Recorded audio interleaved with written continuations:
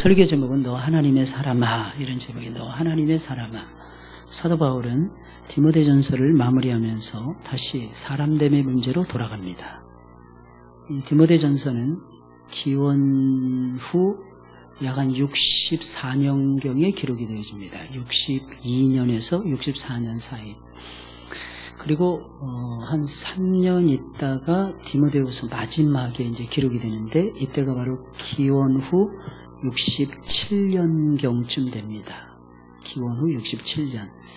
그래서 디모데전서와 디모데후서는 굉장히 중요하고, 이것은 에베소서의 2편이라고 말씀드릴 수가 있어요. 에베소서가 1편이고 디모데전서가 2편이라고 생각하시면 됩니다. 왜 그러냐면 사도 바울이 디모데에게 에베소 교회를 맡겼기 때문입니다. 디모데에게 에베소 교회를 맡겼거든요. 그래서 에베소 교회 목회자였던 디모데에게 준 편지가 디모데전서예요. 그래서 목회론적으로, 교회론적으로 연장선이 디모데전서와 디모데후서입니다. 그 디모데전서를 마무리하면서 다시 사람됨의 문제로 돌아갑니다.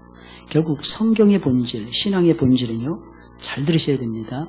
사람을 사람답게 돌이키는 것입니다. 사람을 사람답게 만드는 것이 신앙의 본질인 것입니다. 너 하나님의 사람아, 듣기만 해도 감동이 되지 않습니까? 우리를 향해서 하나님이 너 하나님의 사람아 라고 말씀하고 있는 것입니다. 하나님을 믿는 사람들에게는 하나님의 사람이라는 이 말을 듣는 것보다 더 큰 감동을 주는 것은 이 세상에 없어요. 우리가 이런 말을 평생 들으면서 신앙생활을 한다면 얼마나 행복하겠습니까? 바로 앞에서 사도 바울은 어떻게 보면 11절부터 읽었지만 사실은 1절부터 10절과 다 연장이 되어져 있어요. 연결이 되어져 있습니다. 편의상 지금 잘라서 여러분들에게 설명해 드리는 거고요. 바로 앞에서 바울은 무엇을 강조했습니까? 유혹의 문제에 대해서 강조했습니다. 하나님의 사람들이 유혹에 빠지는 것을 조심하라는 겁니다. 교리적으로나 윤리적으로나 직면할 수밖에 없는 유혹의 문제. 교리라는 것은 신앙을 얘기하는 거고 윤리라는 것은 삶을 얘기하는 것입니다. 그러니까 신앙과 삶에 있어서 우리가 직면할 수밖에 없는 유혹의 문제에 대해서 이야기를 했습니다. 특별히 그는 어떤 사람들이 이단에 빠지는가, 거기에 대해서 집중적으로 조명합니다. 자세히 들여다보면 여러분 디모데전서 6장의 내용 굉장히 중요합니다. 여러분, 어떤 사람들이 이단에 빠지고 어떤 사람들이 잘 가다가 신앙의 곤두박질을 치게 될 것인가, 그 내용에 대해서 디모데에게 편지식으로 지금 자세하게 가르쳐주고 있는 거예요. 어떤 사람들이 이단에 빠질까요? 어떤 사람들이 신앙의 본질에서 벗어나 비본질적인 것을 가지고 씨름하면서 소모적인 인생을 살아가게 될까요? 9절입니다. 한번 읽어볼까요? 9절 시작. 부활이야 하는 자들은, 다시요. 9절 빨리 찾으세요. 시작.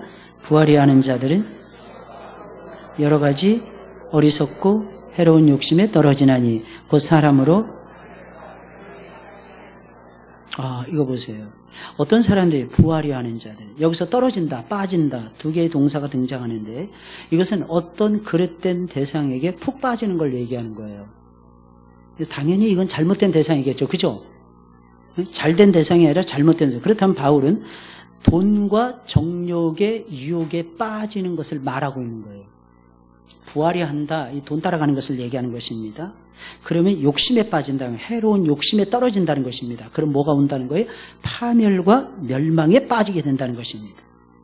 이 돈과 정욕, 욕심에 빠진 자들의 삶에 대해서 먼저 경고한 다음에 11절에서 오직 너 하나님의 사람아, 너는 어떻게 살아야 되는지 이 대목을 지금 설명하고 있는 것입니다. 그렇다면 이 말은 무슨 말이에요? 정욕과 돈의 포로가 되기 쉬운 유혹된 세상 속에서도 하나님의 사람은 오직 하나님께만 붙들려서 오직 하나님께만 소망을 두고 하나님의 포로가 되어서 살라라고 하는 뜻인 것입니다. 굉장히 이게 중요한 내용이에요. 오늘날 많은 사람들은 어디에 주로 빠져서 살아가고 있어요? 이 두 가지예요. 오늘 본문에 나오는 이 두 가지에 다 빠져서 살고 있어요. 첫째는 돈이고 두 번째는 유혹입니다. 첫째는 돈이고 두 번째는 욕심이에요. 오늘날 대부분의 사람들이 다 이렇게 살아가고 있습니다. 이 전부라고 해도 과언이 아닐 정도예요.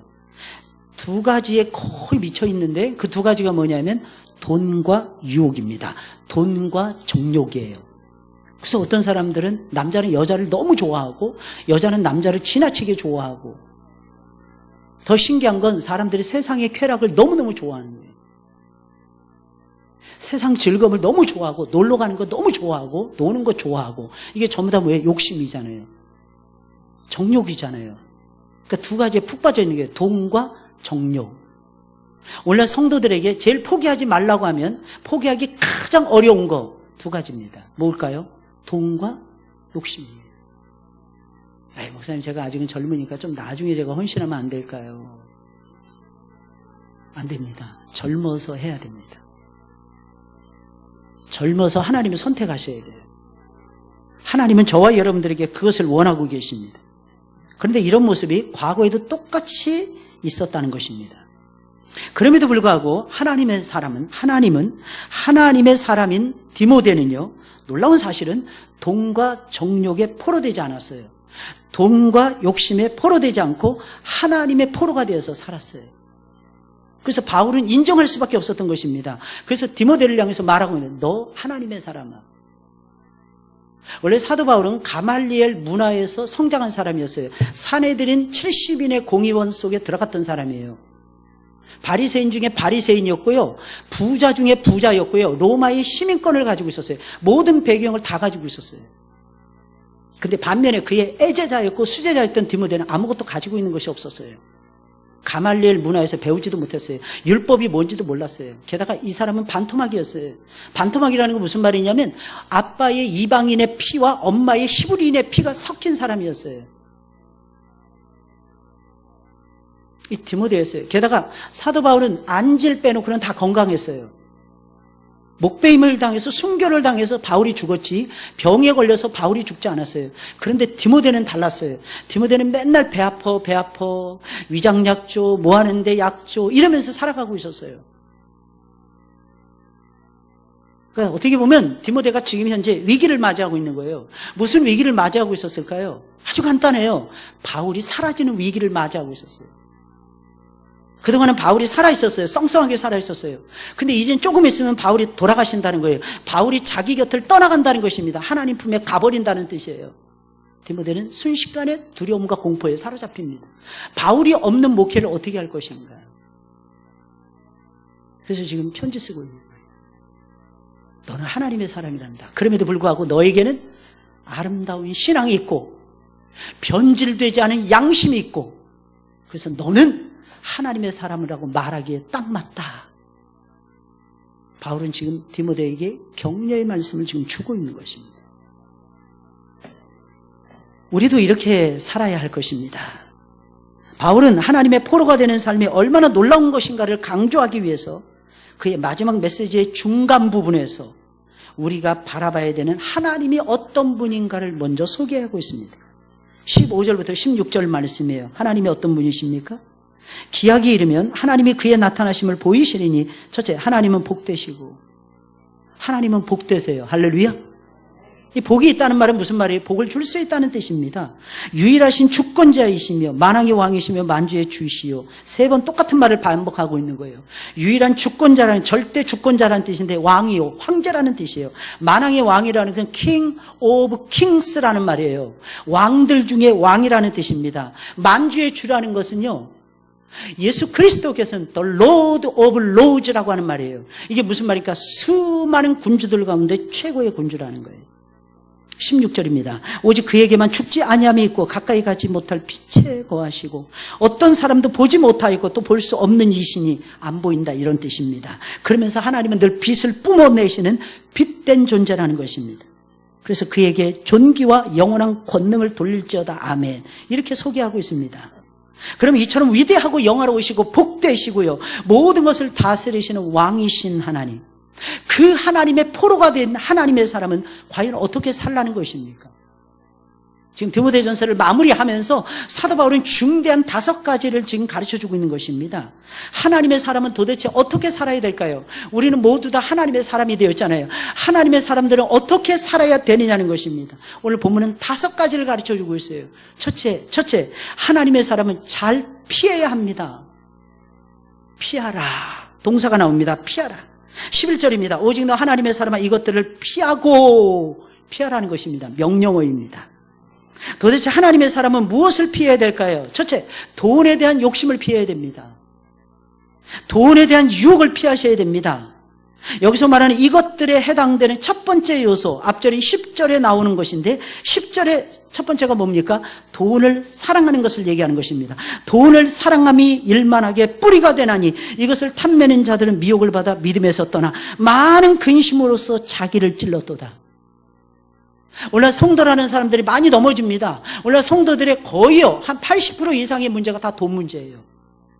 자세히 한번 들여다보세요. 무슨 문제인가? 다 돈 문제더라고요. 어떤 분들이 기도 제목을 쭉 내놓습니다. 직업을 구합니다. 돈 문제예요. 좋은 대학에 돈 문제입니다.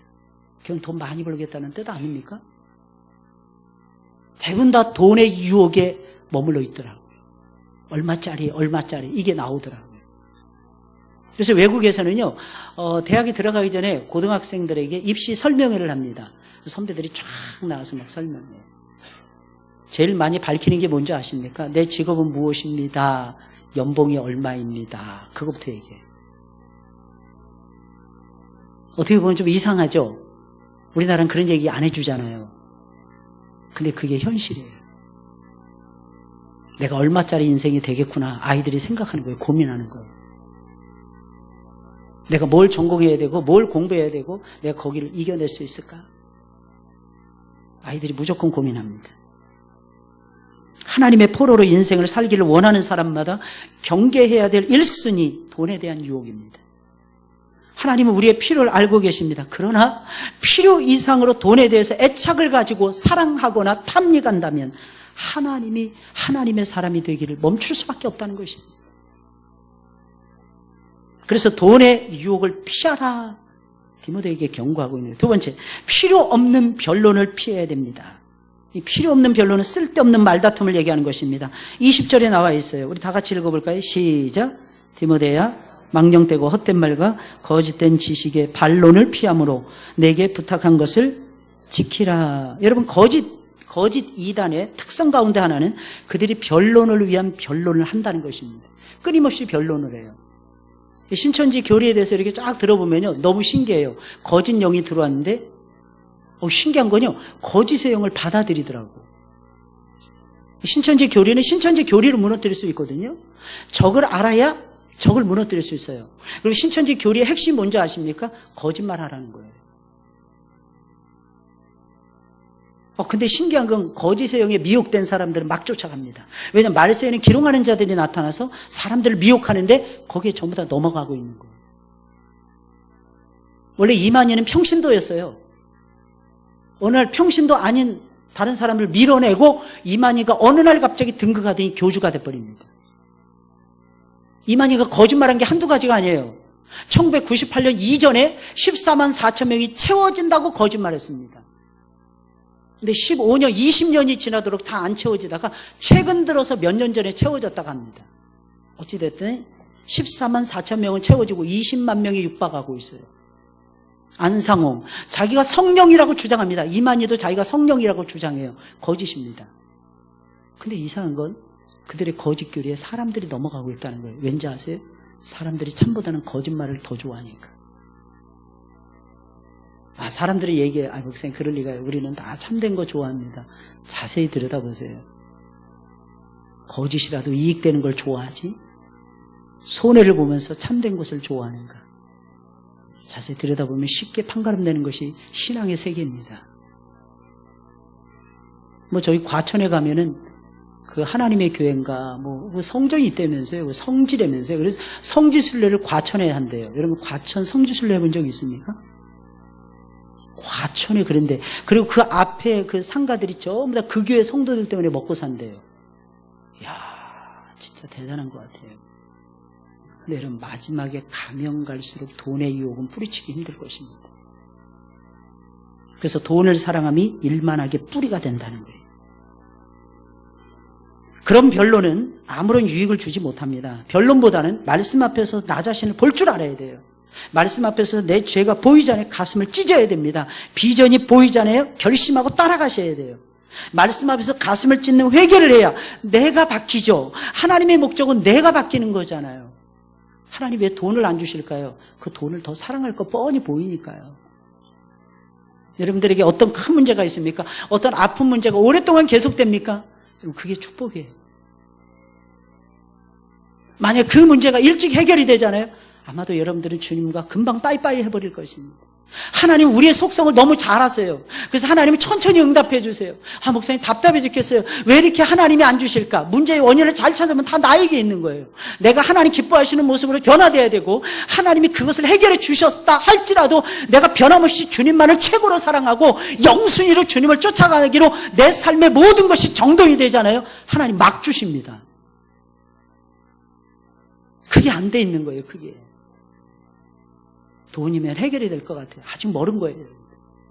좋은 직업을 가지고 좋은 대학을 나오면 뭔가 해결될 것 같아요. 안 된다니까요. 서장훈이가 연세대를 선택했습니다. 이유가 뭔지 아세요? 연세대는 예쁜 아가씨들이 많아서 선택했답니다. 꿈이 예쁜 애들하고 어울려서 예쁜 마누라 만나가지고 살았습니다. 이혼했어요. 요즘 들어 철든 소리를 참 많이 하더라고요. 서장훈 씨가. 어느덧 그의 나이가 46살이더라고요. 제가 그렇게 미련하게 선택하며 살았다고. 서장훈 씨 상당히 정직해요. 그 예쁜 여자들 얼굴도 못 보고 맨날 밤이면은 시커먼 하늘 쳐다보고 살고, 새벽같이 농구 코트에 가서 농구 열심히 던지면서 연습하지 않을 수가 없었고, 틈만 나면 태릉 선수는 국가대표 소집해가지고 끌려가고, 자기는 그렇게 해서 20년을 보냈대요. 40세에 은퇴할 때까지인가요? 여러분, 그게 인생이라니까요. 내가 원하는 걸 어떻게 얻습니까? 근데 그 자세히 들여다보면 전부 다 돈의 유혹에 아니면 변론에 쫓아가고 있어요. 디모데후서 2장 23절에도 똑같은 내용이 나옵니다. 디모데 전서에서 언급된 것이 디모데 후서에도 똑같이 언급돼요. 어리석고 무식한 변론을 피하라. 이에서 다툼이 나는 줄 알미라 그랬어요. 하나님의 영광과 명예를 위해서라면 여러분들 잘 들으셔야 됩니다. 절대로 뒤로 물러나지 말고 싸우셔야 됩니다. 그러나 그 자리에 서 있는 것이 부담이 되고 그 자리에 서 있는 것이 주님께 영광이 되지 못한다고 생각되시면 쓸데없는 변론을 하지 말고 그 자리를 속히 빨리 피하셔야 됩니다. 세 번째, 정욕을 피하셔야 됩니다. 디모데후서 2장 22절에 있는 말씀이니까 내가 청년의 정욕을 피하고 그랬어요. 여러분. 하나님 앞에 합당하게 쓰임을 받는 그릇이 되려면 청년의 정욕, 욕심을 피하셔야 됩니다. 하나님의 집에는 큰 그릇이 있어요. 작은 그릇도 있어요. 큰 그릇도 쓰임받을 수 있고 작은 그릇도 용도에 따라 쓰임받을 수 있어요. 금그릇도 있어요. 금그릇도 쓰임받을 수 있어요. 은그릇도, 동그릇도, 철그릇도, 녹그릇도 다 쓰임받을 수 있어요. 그런데 절대로 쓰임받지 못하는 그릇이 있어요. 더러워진 그릇은 쓰임받을 수 없어요. 그래서 평생 요한 웨슬레가요, 18세기에 영국의 부흥을 주도했던 요한 웨슬레가 영국 국교에서부터 탈출하면서 나오면서 제일 많이 부르짖었던 말이 뭔지 아십니까? 거룩이었어요. 거룩. 근데 여러분 잘 보세요. 여러분들 기원 후 5세기에 AD 5세기에 교회가 타락합니다. 교회가 다 계급주의화됩니다. 모든 것, 성직자들의 모든 것들 다 계급주의로 바꿔줍니다. 이게 5세기의 일이에요. 중세 1000년의 암흑기가 도래합니다. 맨날 계급 따지고요, 질서 따지고요, 맨날 그것만 따졌어요. 누가 높네, 누가 낮네, 이거 가지고 싸웠어요. 내 말 들어야 되네, 모아야 되네, 출세하려면 교회로 가자, 이것이었습니다. 어두웠어요. 말씀을 버렸습니다. 말씀의 빛을 버렸어요. 중세 암흑기 1000년이 왔어요. 그 어간에 마지막에 하나님이 그들을 깨우기 위해서 보낸 것이, 첫째는 사라센 제국이었고 그게 7세기의 일이었어요. 두 번째는 몽골 제국이었어요. 몽골군은요, 원나라를 세우고 이렇게 부탁을 했습니다. 제발, 역사 속에서 나오는 얘기예요. 제발 우리에게 하나님에 대해서 가르쳐 줄 수 있는 신부나 사제나 목사를 보내달라고. 안 보내줍니다. 안 보내줘서 어떻게 된지 아십니까? 아리우스파, 동방으로 쫓겨났던 아리우스파의 일파가 이라크 지역에 머무르고 있다가 들어갑니다. 그들에 의해서 복음이 전달이 되어집니다. 사실 복음이 아니었죠. 그래서 중국에 교회가 세워지는데 어떻게 세워진 줄 아십니까? 절간에다 교회를 세웠어요. 겉으로는 다 절처럼 만들었어요. 얼마 가지 못해서 몽골이 제국의 쇠락과 함께 똑같이 쇠퇴해버리고 말았습니다. 왠지 아십니까? 문화까지 바꿔야 되거든요. 예수 믿는다는 건 마음으로 믿어서는 안 돼요. 입으로 시인하고 고백하고, 마음으로 믿고 입으로 시인하고 고백하고, 우리의 삶의 문화를 예수 중심으로 자꾸 바꿔가셔야 됩니다. 예배 중심으로 바꿔가셔야 돼요. 기독교의 왕성한 신선한 문화를 창조해 가야만 됩니다. 바로 그때 역사가 벌어집니다. 물론 너무 서두른다고 해서 되는 것은 아닙니다. 여러분 꼭 기억하셔야 돼요. 어떤 그릇을 만들어야 돼요. 재료와는 상관이 없어요. 여러분, 우리는 질그릇이잖아요. 무엇을 그 안에 담느냐에 따라 달라지잖아요. 우리는 더러운 그릇이에요. 깨끗하신 주님이 오셔야 돼요. 그래서 1517년에 루터에서 종교개혁이 일어났던 거예요. 칼빈에 의해서 종교개혁이 또 일어났던 것이고, 존 낙스에 의해서 스코틀랜드에서 종교개혁이 또 일어났던 것이고, 시간이 지난 다음에 존 웨슬레이 목사님에 의해서 다시 한번 종교개혁이 또 일어났던 것입니다. 그들이 주창했던 건 아주 간단해요. 첫째 성결하고 이거였어요. 야고보서 3장에 나오는 하늘로부터 내려오는, 위로부터 내려오는 지혜는 첫째 성결하고 둘째 화평하고. 웨슬레이가 그걸 붙들고 동생과 함께, 찰스 웨슬레이와 함께 말씀을 증거하고 찬양하면서 영국의 대각성운동을 일으키기 시작을 합니다. 그게 오늘날 감리교의 효시였어요. 그 감리교를 영어로 메소디스트 처치라고 부릅니다. 이 메소디, 엄격한 신앙인들이라는 뜻이에요. 엄격한 신앙인들의 모임. 무엇이 엄격했다는 거예요? 삶이 엄격했다는 거예요. 오늘날의 감리교학은 물론 약간은 변색이 됐습니다. 왜냐하면 종교다원주의가 들어왔고 자유주의 물결이 감리교 속에 들어와 버렸기 때문입니다. 그러나 감리교 속에서요, 오히려 신앙 깨끗한 목사님들도 진짜 많다는 거 아십니까? 교리적으로는 장로교가 진짜 짱이지만 삶으로 봤을 땐 과연 그러한지 생각해 보셔야 됩니다. 둘째로, 하나님의 사람을 잘 따라가야 됩니다. 두 번째, 따르라입니다. 11절로 다시 돌아가겠어요. 다 같이 시작.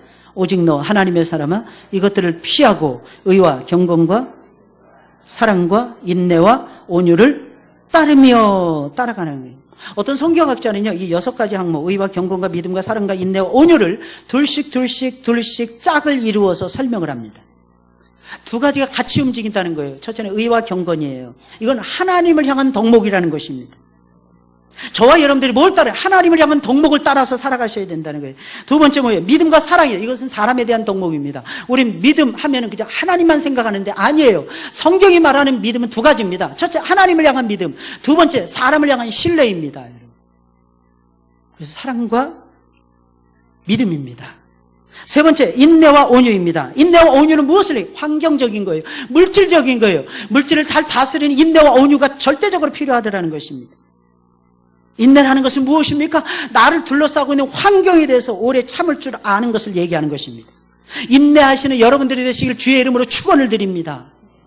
인내할 줄 모르는 사람은 죄송합니다. 아직 믿음이 있는가 확인해 보셔야 돼요. 믿음 있는 사람은 인내합니다. 온유라는 것은 무엇입니까? 어떤 굉장한 힘을 절제하고 자제하는 것을 가리켜서 온유함이라고 얘기해요. 환경에 대해서도 여러분들은 인내할 뿐만 아니라 온유하셔야 돼요. 무슨 말입니까? 돈을 많이 가지고 있다고 해서 돈을 쓰는 것이 아니에요. 돈이 없다고 해서 또한 못 쓰는 것이 아닙니다. 때로는 절제하면서, 때로는 다스리면서 쓸 줄 아는 사람이 돼야 된다는 것입니다. 여러분들은 어떻게 살아가고 계십니까? 무엇을 따라가고 계십니까? 여러분들 정말 의와 경건을 따라가고 있습니까? 의라는 것은 하나님을 향한 관계에서의 의를 얘기하는 거예요. 하나님이 의롭다 인정하는 것을 얘기해요. 경건은 무엇입니까? 하나님 앞에 그 의를 이루는 과정을 얘기하는 것입니다. 그 과정 이루고 하나님을 만나는 과정, 이것이 경건이에요. 경건을 다른 말로 하면 주님을 닮은 영성이라고 표현하는 것입니다. 이 영성이 있어야 의로움이 탄생되는 것입니다. 하나님을 향해서 나는 의로운가? 하나님을 향해서 경건을 추구하고 있는가? 여러분, 육체의 연습은 약간의 유익이 있다 그랬어요. 경건은 범사에 유익하다 그랬어요. 근데 여러분 기도하십니까?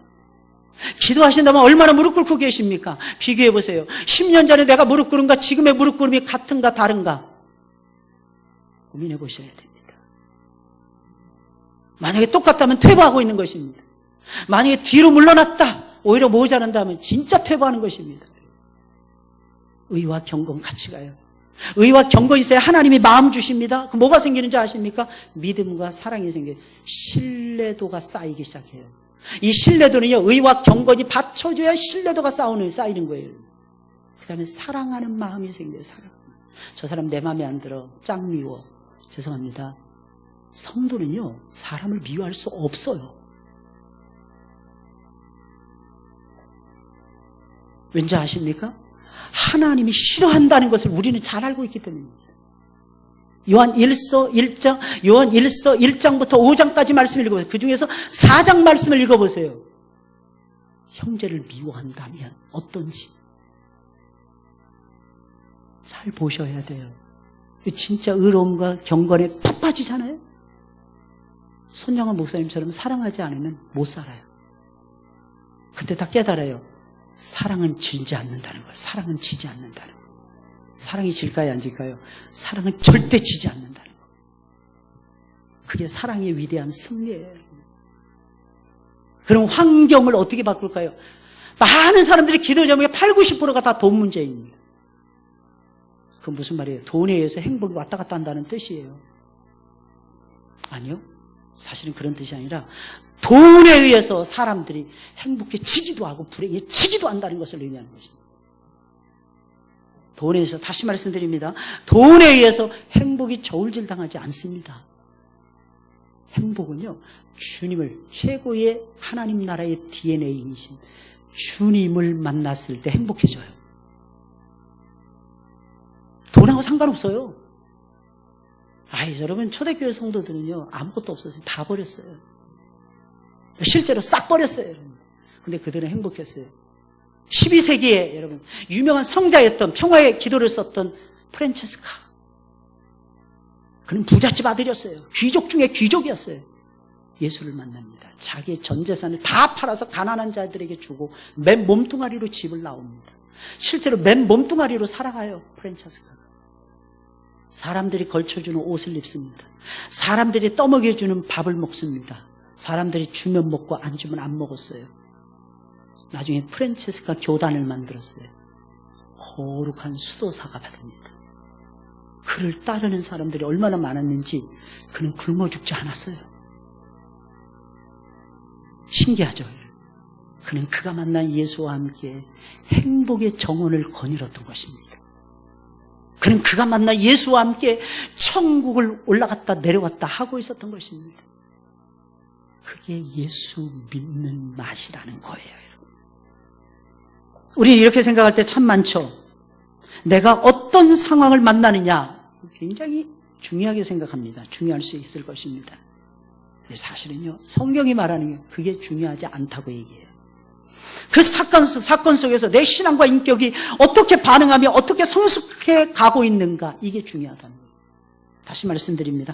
내가 어떤 상황을 만나느냐, 이게 중요한 것이 아니라 그 사건 속에서 내 신앙과 내 인격이 어떻게 반응하고 어떻게 성숙해 가고 있느냐, 이게 중요하다는 거예요.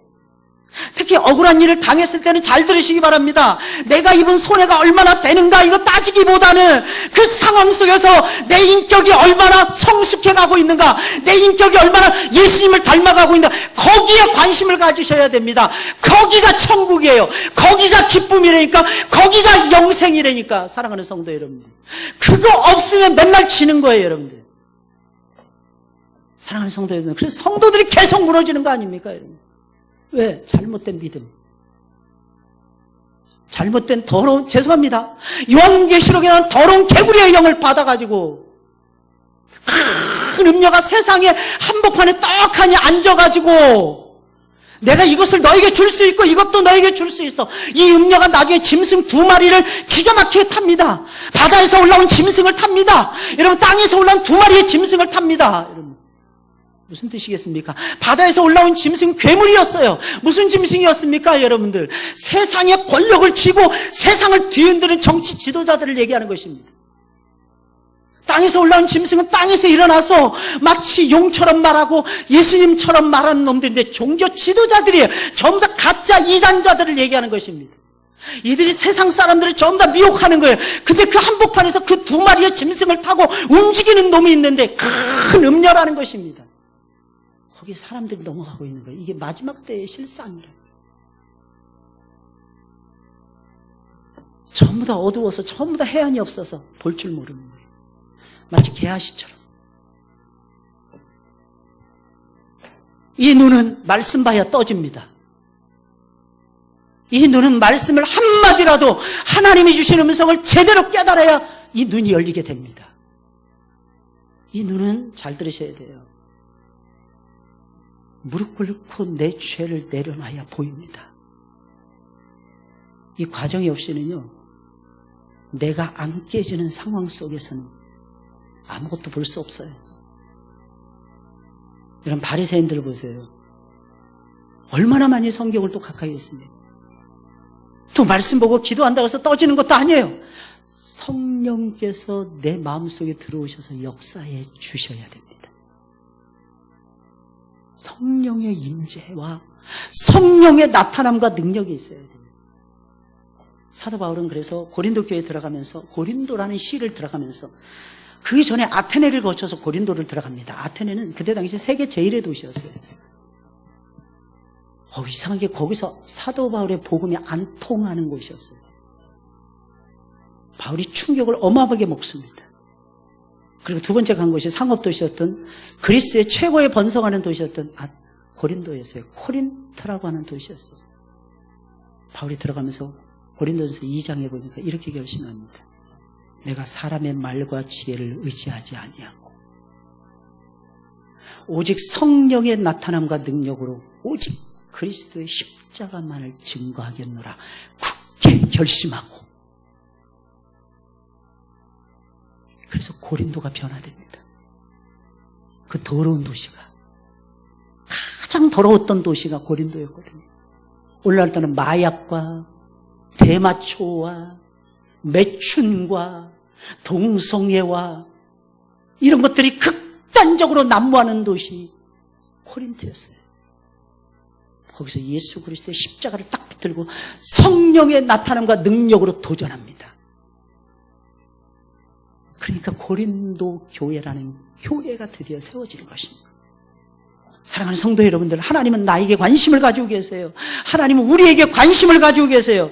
하나님은 사건이 중요하지 않아요. 하나님은 환경이 중요하지 않아요. 환경을 얼마든지 다 파고 가라십니다. 요한계시록에 말씀하세요. 해, 달, 별들 다 떨어져요. 지구도 없어져요. 바다도 없어져요. 하나님 만드신 모든 자연세계가 다 사라져버립니다. 왜? 거기에는 하나님의 관심이 없었기 때문입니다. 하나님의 관심은 우리들이에요. 우리들의 변화입니다. 우리들이 바뀌어지는 것입니다. 여러분, 사랑하는 성도 여러분들, 제발 2019년 6월 23일을 살아가는 여러분들에게 있어서 6월의 항쟁 소리가 들려오는 6월 아닙니까, 여러분들? 6.29 선언이 되고 이 땅에 민주화가 도래된 지 30년이 넘어갔잖아요, 여러분들. 진정한 민주화의 뿌리가 내리고 있습니까? 진정한 하나님이 기뻐하시는 자유민주주의의 토대가 이 땅에 만들어지고 있습니까, 여러분? 도저히 이해할 수 없는 문구, 창조경제니, 경제민주화니, 여러분, 소득주도 성장이니, 이 땅의 더러운 말들만 국민들을 현혹하는 이러한 정치가들이 난무하는 세상 속에서 우리가 살 수 있는 일이 도대체 무엇일까요? 어떻게 살아야 이 시대에 휩쓸리지 않고 살아갈 수 있을까요? 간단합니다. 예수 따라가는 거예요. 그 예수 따라가는 핵심은 의와 경건과 믿음과 사랑과 인내와 온유함입니다. 셋째로, 하나님의 사람은 잘 싸워야 됩니다. 12절이에요. 믿음의 선한 싸움을 싸우라 그랬어요. 이것은 바울이 주로 사용하는 단어입니다. 어떤 단어예요? 싸운다 이런 뜻이에요. 도대체 뭐하고 싸운다는 뜻이에요? 우리 싸운다면 맨날 사람들하고 싸우는 것만 생각해요. 여러분, 한번 옆에 사람 물어보세요. 오늘도 싸우고 왔어요? 그래서 사람들하고 싸우는 거 왜 이렇게 좋아하세요? 저걸 잘못 본 거예요. 저는 불멸의 이순신을 볼 때마다 가슴 제일 아팠던 장면이 있어요. 이순신이 취임을 합니다. 장수들이 아무도 말을 안 들어요. 그때 이순신이 바다를 바라보면서 묵상하면서 한두 사람이 찾아왔을 때 이순신이 들려줬던 유명한 얘기. 그대의 적은 누구입니까? 나중에 명나라의 대군이 진린 대독이 큰 배를 이끌고 옵니다. 나중에 진린은요, 본국으로 안 돌아가요. 한국에서 살다가 혹시 진시성을 가진 분들은 그분의 후손일 가능성이 매우 높아요. 진짜예요. 진린 도독은 명나라를 안 돌아갔어요. 왠지 아세요? 이순신 장군의 모습과 생애에 감동을 받아서 내가 이 땅에서 영원히 살겠다면서 한국에 정착을 합니다. 조선 땅에. 물론 대도독의 지위로 살았던 것은 아니고 진린이 막습니다. 명나라의 대장군이 나중에 합세해가지고 이순신한테 칼을 들이댑니다. 명령에 순종하라는 것이었습니다. 그때 이순신이 칼을 동시에 뽑습니다. 들이대면서 이순신이 하는 말, 그대의 적은 누구십니까? 유명한 말이에요. 그대의 적은 누구입니까? 그대의 적과 내 적이 더 다르다면 나는 그대에게 칼뿌리를 들이댈 필요가 없을 것입니다. 내 적과 그대의 적이 같다면 칼을 거두시기 바랍니다. 장군. 장군은 지금 칼을 잘못 뽑고 있습니다. 그 칼을 우리를 향할 것이 아니라 이 조선, 풍전등화 같은 위기에 처한 이 조선의 반도를 침탈하는 저 왜군에게 향해야 할 것입니다. 여러분, 우리의 적은 누구입니까? 마귀예요. 우리가 싸우는 전쟁은 혈과 육에 속한 전쟁이 아니에요. 마귀와 그를 따르는 권세자들과 그를 따르는 온갖 악한 영들과 싸우는 것입니다. 특히 하나님이 기뻐하시는 선한 일을 적극적으로 가담하는 것을 가리켜서 사도는요, 희한하게 싸운다는 표현을 씁니다. 선한 싸움을 싸운다, 이렇게 표현해요. 신기하죠? 싸우지 않는 사람은 잘 들으셔야 됩니다. 선한 일에 적극적이지 않은 것입니다. 선한 일에 적극적으로 가담하는 것을 가리켜서 싸운다, 이렇게 묘사하고 있어요. 그렇다면 싸우지 않는 사람은, 선한 일에 싸우지 않는 사람은 선한 일에 적극적이지 않다는 뜻인 것입니다. 18절에 있는 말씀이에요. 우리 다 같이 읽어볼까요? 시작.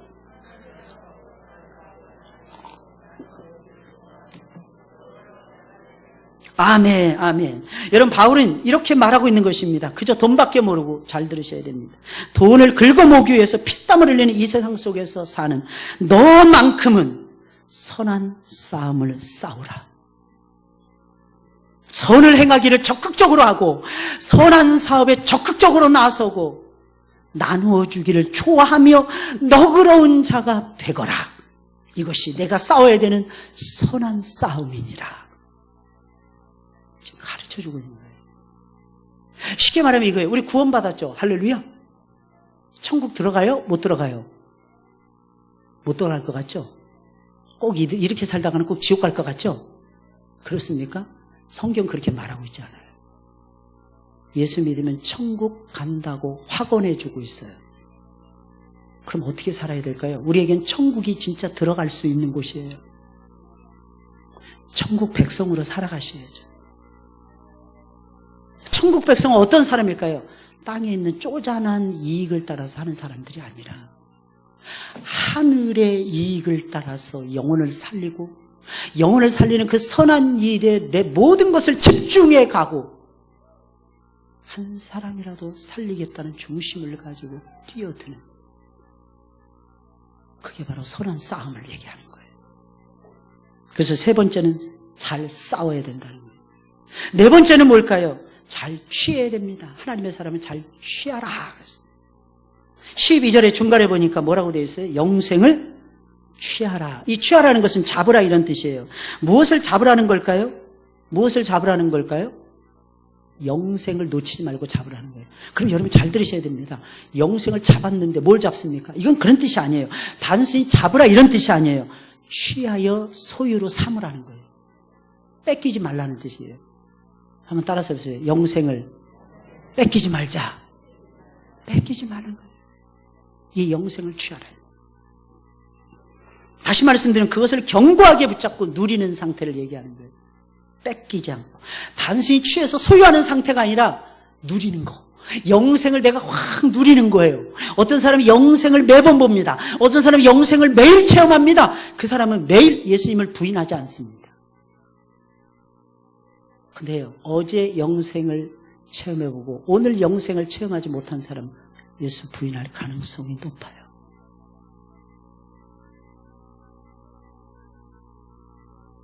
내가 그리스도와 함께 십자가에 못 박혔나니 뭐라 그랬어요? 과거 완료형이 아니라 현재 완료형이라 그랬죠. 내가 어제 십자가에 못 박혔다는 거예요. 오늘도 십자가에 못 박힌다는 뜻이고 내일도 십자가에 못 박혀 산다는 뜻입니다. 지금도 똑같아요. 영생을 얻은 자들이요. 영생을 빼앗기지 말고 영생을 누리셔야 한다는 것입니다. 할렐루야. 영생을 누리시라니까요. 죽은 성도로 살지 마시고 우리는 살아계신 하나님을 믿잖아요. 살아있는 신앙인으로 살라는 뜻입니다.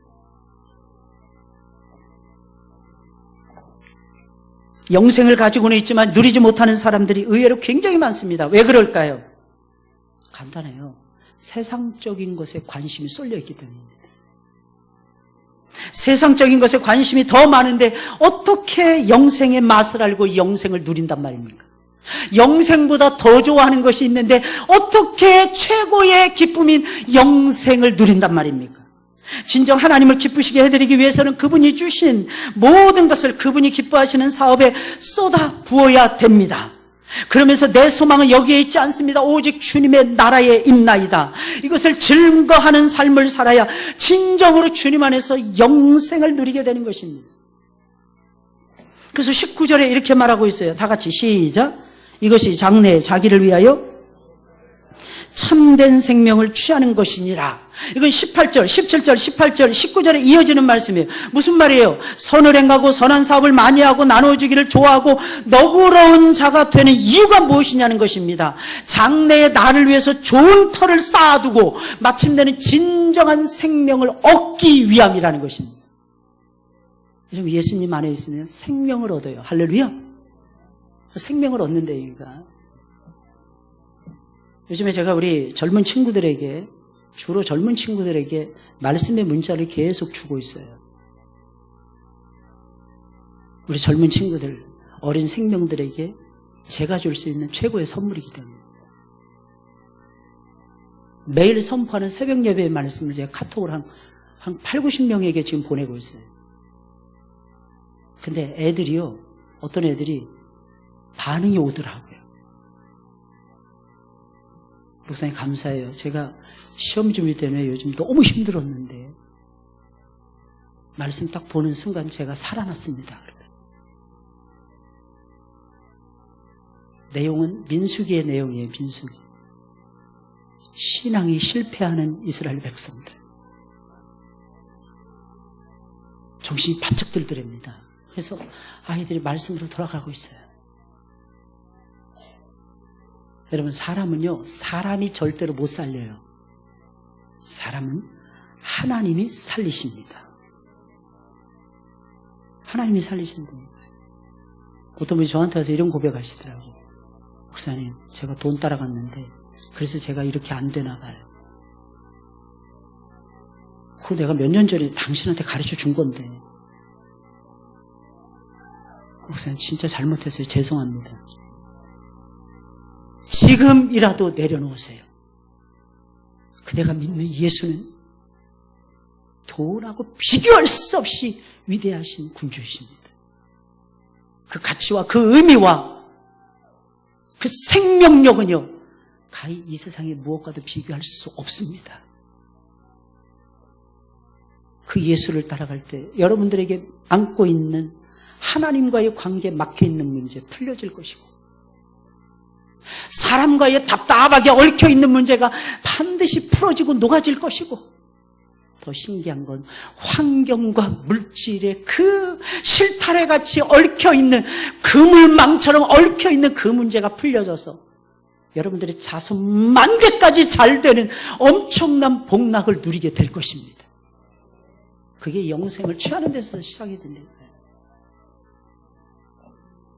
마지막이에요. 마지막으로 잘 지켜야 됩니다. 지키라입니다. 지키라. 14절 말씀 다 같이 읽어보겠어요. 시작.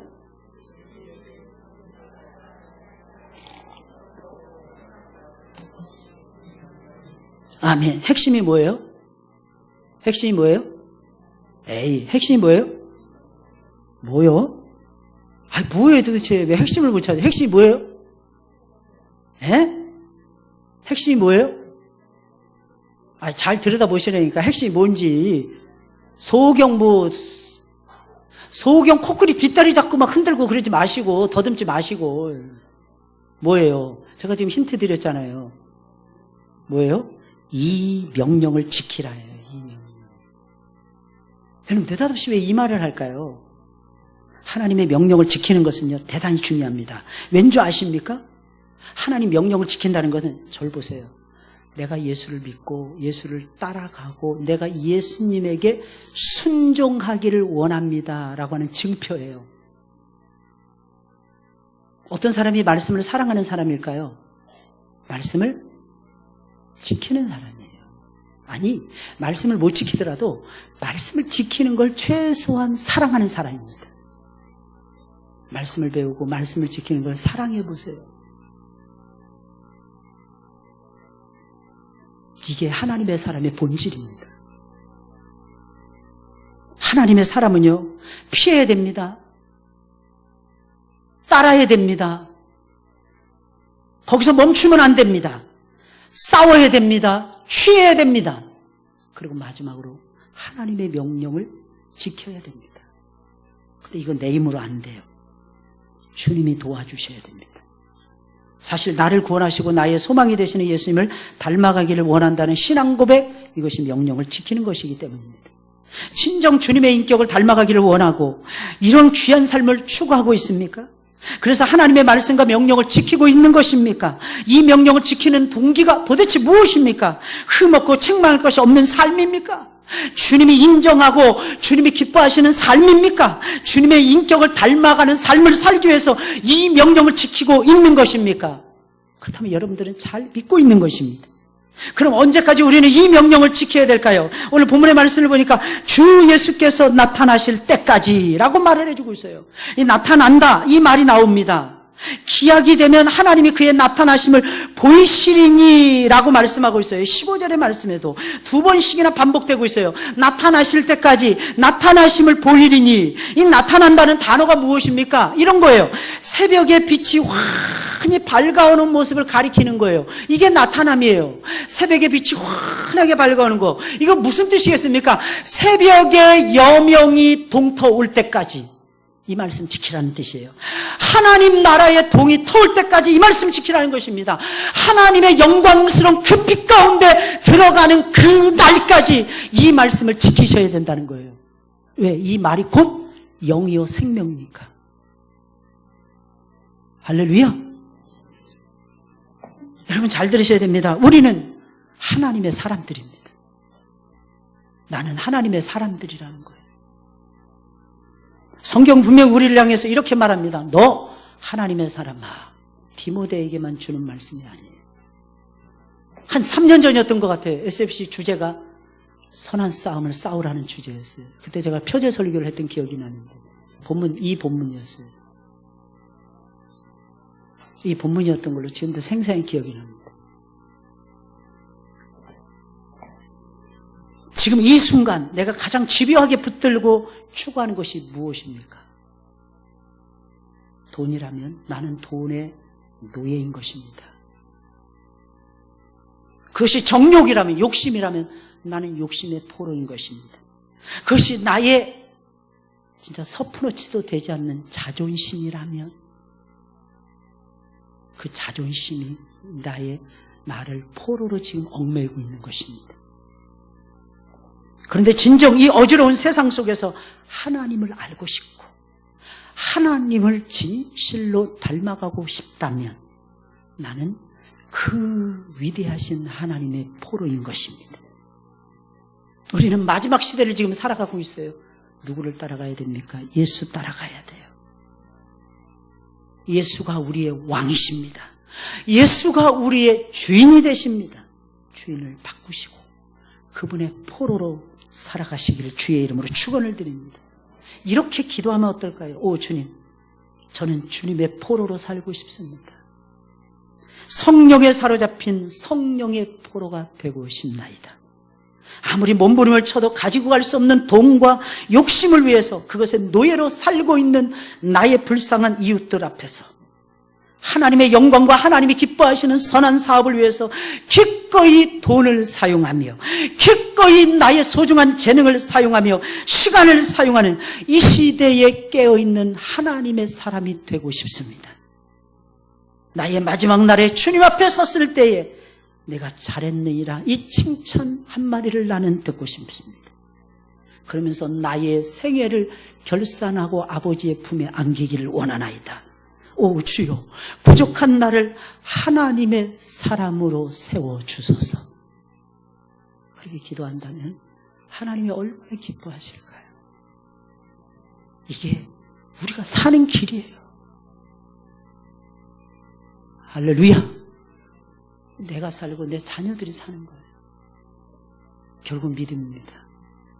5가지 기억하세요. 하나님의 사람의 특징. 하나님의 사람 뭘 해야 돼요? 잘 피해야 됩니다. 잘 따라가야 됩니다.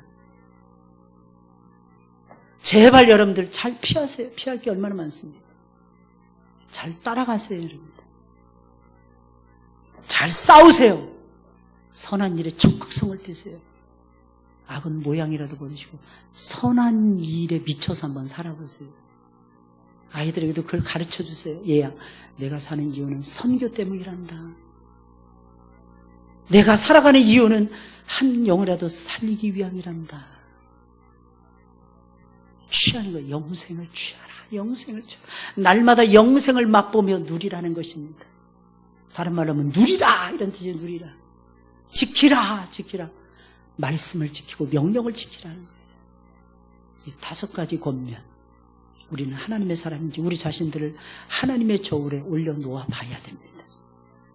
그리고 깨어서 승리하시는 여러분들이 되시길, 한 주간을 승리하시길, 적어도 하루 정도는 새벽을 깨우시면서 하루 정도는 밤 기도를 나오시면서 여러분 자신들을 하나님 앞에 산제물로 드렸으면 좋겠습니다.